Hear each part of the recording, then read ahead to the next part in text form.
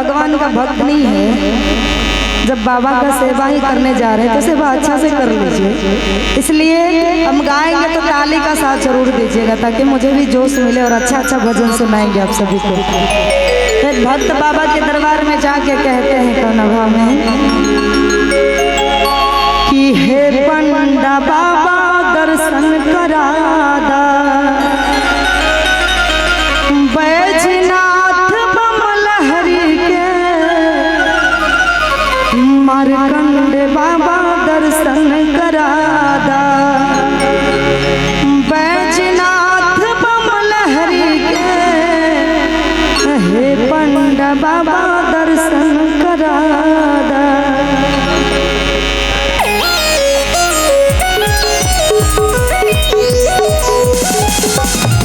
क्या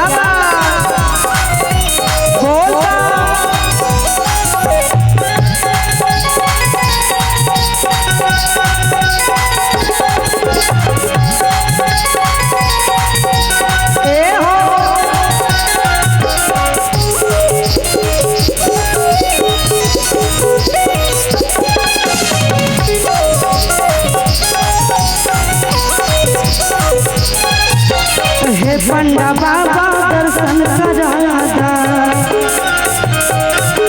हे पंडा बाबा दर्शन करादा, बैजनाथ बमल हरि के, मारकंड बाबा दर्शन करादा, बैजनाथ बमल हरि के, हे पंडा बाबा दर्शन करादा।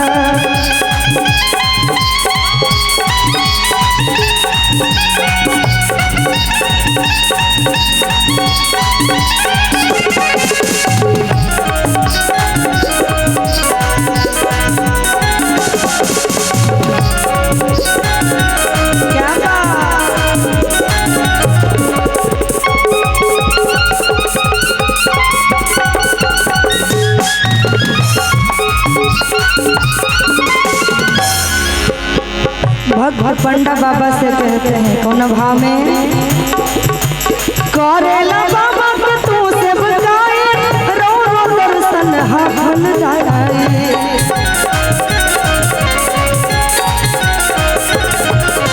करेला बाबा के तू से बताए, रो रो दर्शन हाफल जाए।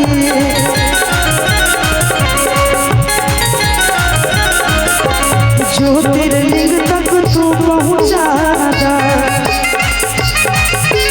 ज्योतिर्लिंग तक तू पहुँचादा, बैजनाथ बमल हरि के, हे पंडा बाबा दर्शन करादा, बैजनाथ बमल हरि के, हे पंडा बाबा दर्शन करादा।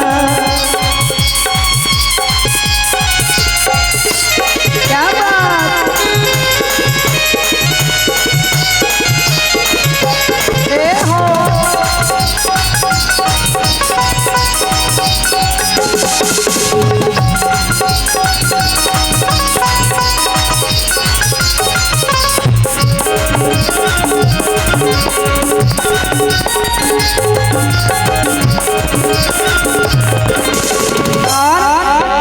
दर्शन के बाटे पाया भिलासा,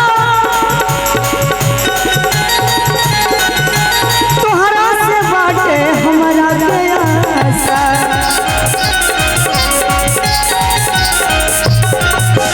दर्शन के बाटे पाया भिलासा, तोहरा से बाटे हमारा प्यासा।